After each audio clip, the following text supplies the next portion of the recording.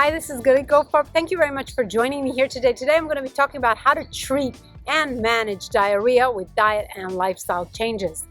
You know that you're suffering from diarrhea when you have at least 3 loose, liquid, or watery stools in the day.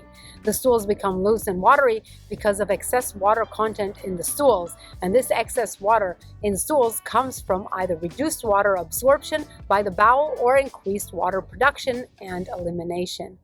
Now, this may occur when there is an imbalance in the absorption of various types of various electrolytes or other substances and water from the intestines.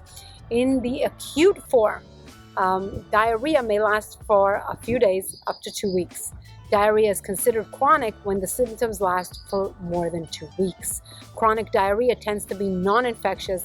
With severe cases of diarrhea, there may be blood or mucus in the stools, fever, or weight loss. You may experience nausea, cramps, bloating, and sometimes vomiting when you're suffering from diarrhea.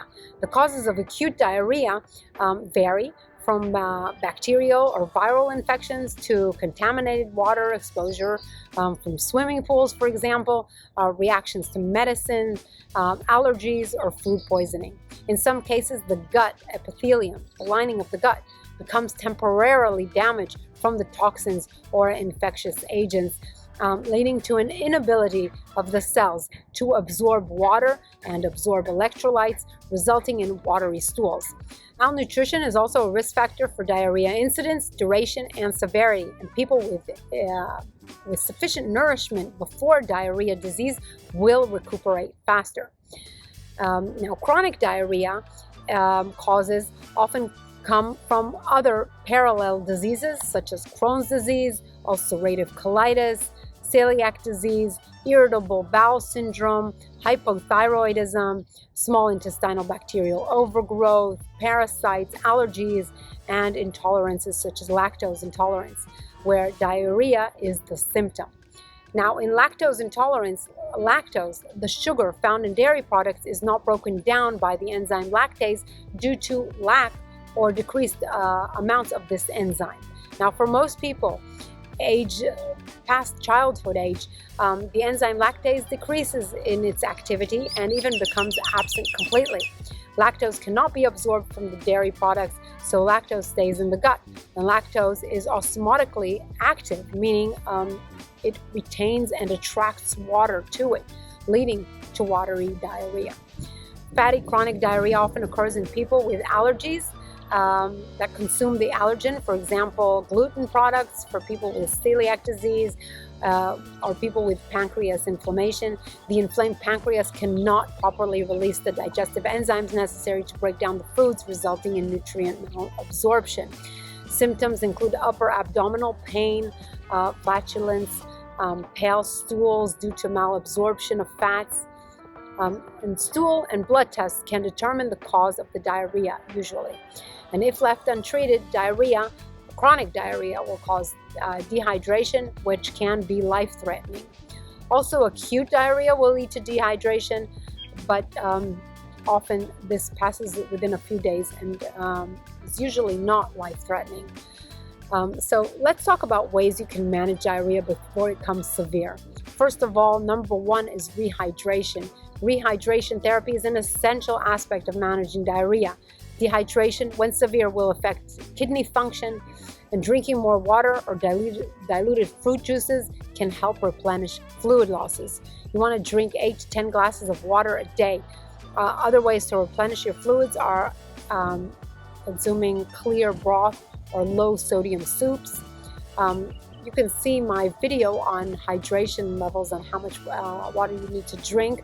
I'll have the link in the description below this video to determine, so you will know exactly how to calculate how much your water needs are for the day and how you can replenish your hydration. Also, electrolyte abnormalities can be concerning and require monitoring for replacement needs. In fact, drinking water will not immediately help if you are dehydrated unless your electrolytes are fully replenished.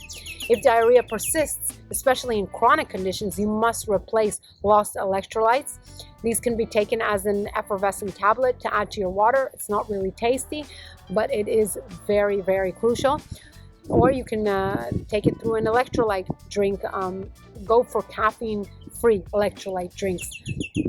The best way is actually drinking natural coconut water, 100% coconut water.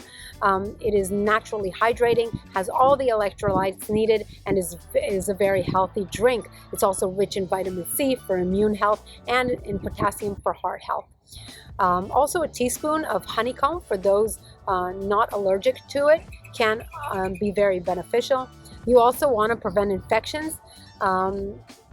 Diarrhea can be prevented if you prevent infections through proper hygiene practices such as hand washing with soap to prevent the spread of the infection. Avoid putting your hands in your mouth when they're dirty, and also you may consider vaccinating your children against the rotavirus. I will make a video on vaccinations soon.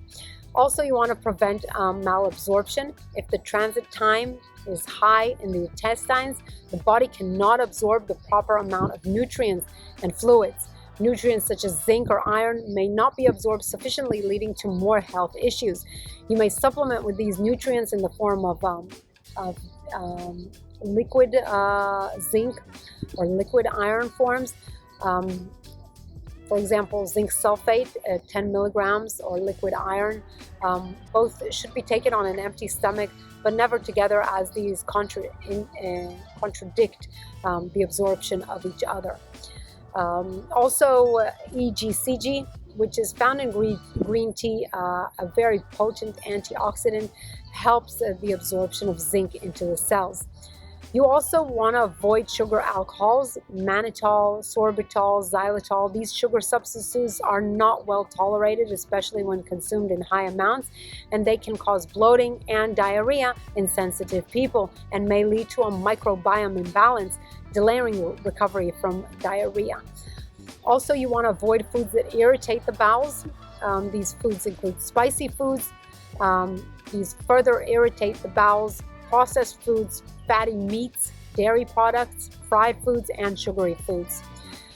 You may also want to follow a bland diet that is rich in soluble fiber.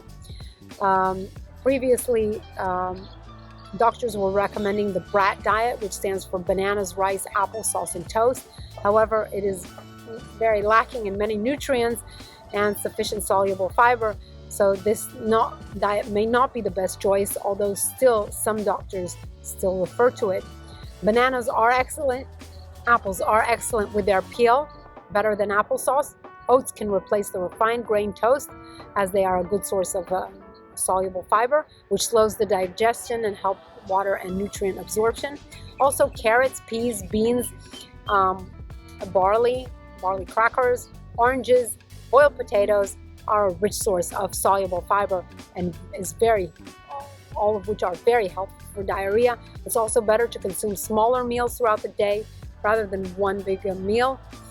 Have at least one soluble fiber in each small meal that you consume, because bigger meals may be harder to digest.